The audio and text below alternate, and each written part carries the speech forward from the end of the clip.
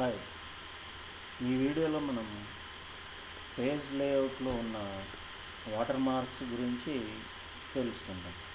ఈ water mark అనేది page లేఅవుట్లో పేజ్ బ్యాక్గ్రౌండ్ గ్రూప్లో వాటర్ మార్క్ అనే ఆప్షన్ మనం చూస్తూ ఉన్నాం. వాటర్ మార్క్ అంటే సాధారణంగా ఒక ఫైల్ యొక్క ఇంపార్టెన్స్ని కానీ ఒక ఫైల్ యొక్క లక్షణాన్ని తెలియజేస్తూ ఆ ఫైల్లో లైట్గా డార్క్ కలర్లో ఒక సింపుల్ మ్యాటర్ని ఉంచడమే వాటర్ మార్క్. ఫర్ సపోజ్ మనం చూస్తూ ఉంటాం, బ్యాంక్ కోచింగ్ సెంటర్లు వాళ్ళు ప్రిపేర్ చేసిన మెటీరియల్కి వాళ్ళ ఇన్స్టిట్యూట్ నేమ్ రాసుకొని ఉంటారు.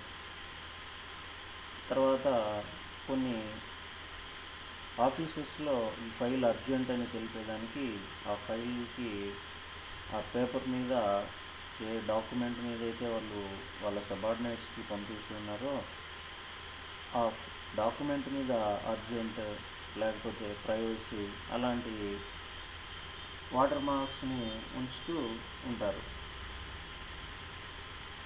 సో ఇప్పుడు మన వాటర్ మార్క్ యొక్క సెట్టింగ్స్ మనం చూస్తూ ఉన్నాం.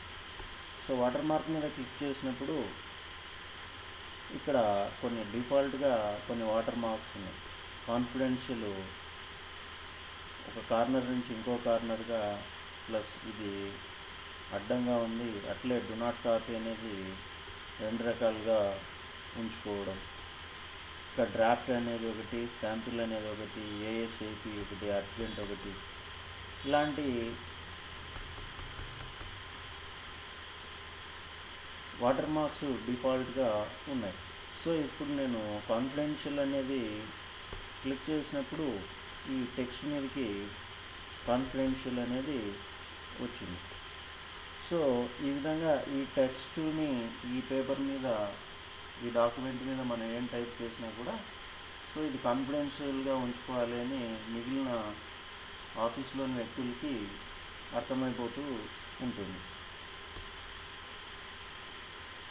సో నెక్స్ట్ లేదు డు నాట్ కాపీ అని ఇచ్చినామనుకోండి, ఇది ప్రైవసీ రైట్స్ మాత్రము ఎవరికి లేవు, తమ సంస్థకే తప్ప, కాబట్టి ఈ మ్యాటర్ని ఎవరు కాపీ చేసుకోకూడదని ఒక హెచ్చరిక సందేశాన్ని మనం పేపర్లో ఉంచడం అన్నమాట. ఇక draft, sample, urgent. For suppose మనం అర్జెంట్ క్లిక్ చేస్తే అర్జెంట్ అనే వాటర్ మార్కు పేపర్ మీదకి వచ్చేస్తుంది. సో ఈ ఫైల్ యొక్క ప్రాసెస్ని అర్జెంట్ చేయాలి అని చెప్పేసి ఒక సందేశాన్ని ఇవ్వడం అన్నమాట. ఇక ఇక్కడున్న ఆప్షన్స్నే కాకుండా మనం కస్టమ్ వాటర్ మార్క్ క్లిక్ చేసి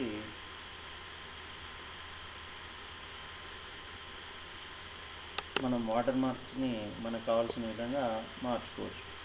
మొట్టమొదటిది no watermark. No watermark click చేస్తే వాటర్ మార్కు ఉండదు. సో అప్లై చేసేసాను. సో వాటర్ మార్క్ అనేది లేదు. ఇక్కడ పిక్చర్ వాటర్ మార్క్ అనేది ఉంది. ఫర్ సపోజ్ బిల్లు పుస్తకాల మీద మనం గమనిస్తూ ఉంటాం, ఏదో ఒక దేవుని ఫోటో కనపడని విధంగా ఒక వాటర్ మార్క్గా పెట్టుకోవడం మనం చూస్తూ ఉంటాం. సో అలాంటి వాటర్ మార్క్ పెట్టుకోవాలనుకున్నా, లేకపోతే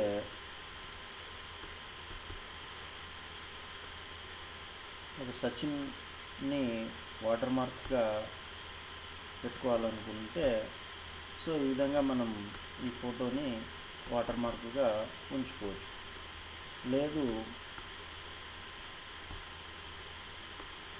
టెక్స్ట్ వాటర్ మార్క్కి ఉంచుకోవాలి అనుకుంటే మనం ఇంగ్లీష్ లాంగ్వేజ్లో టెక్స్ట్ ఏదైతే మనం ఉంచుకోవాలనుకున్నామో ఆ టెక్స్ట్ మనం టైప్ చేసుకోవచ్చు. ఫర్ సపోజ్ నేను ఇంకో డాక్యుమెంట్ చూపిస్తున్నాను. ఈ డాక్యుమెంటు ఒక ఆథర్ రాశాడు అనుకున్నాం.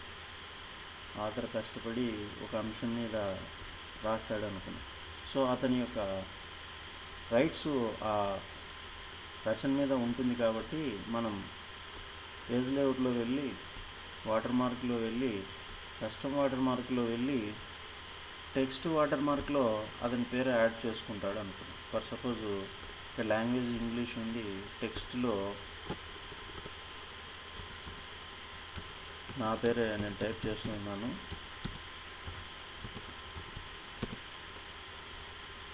సైజ్ ఆటో ఉంది, తర్వాత ఫాంట్ కాలిబ్రి ఉంది. కాంబ్రియా ఫాంట్తో సైజ్ ఆటో సెట్ చేసుకున్నాను. కలరు ఇక్కడ లైట్ డార్క్ కలర్ ఉంది, సో నేను రెడ్ కలర్తో ఉంచాలి అనుకున్నాను. సో ఇక్కడ మీరు గమనించవచ్చు, ఇది నా పేరు, ఈ కాపీరైట్స్ నాకే చెంది ఉన్నాయని తెలుపుతూ నా పేరుతో ఒక వాటర్ మార్కు యాడ్ అయ్యింది. అదేవిధంగా మనకు కావాల్సిన టెక్స్ట్ని మనం ఇక్కడ ఉంచి మనకు కావాల్సిన ఫాంట్లో, మనకు కావాల్సిన సైజులో, మనకు కావాల్సిన డైరెక్షన్లో ఉంచుకోవచ్చు. ఇక వాటర్ మార్క్ వద్దనుకుంటే నో వాటర్ మార్క్ అనే ఆప్షన్ ఉంది, ఇక్కడ క్లిక్ చేసి వాటర్ మార్క్ తీసేయచ్చు. అదేవిధంగా ఇక్కడ రిమూవ్ వాటర్ మార్క్ ఉంది, దాని ద్వారా కూడా మనం మన డాక్యుమెంట్కి ఉన్న వాటర్ మార్క్ని తీసేయచ్చు. వాటర్ మార్కుని ఏదైనా ఒక సంస్థ తనది అని చెప్పుకునేదానికి వీలుగా వాటర్ మార్కుల్ని ఉపయోగించుకుంటూ ఉంటుంది. ఈ విధంగా మనం వాటర్ మార్క్ని ఉపయోగించుకోవచ్చు.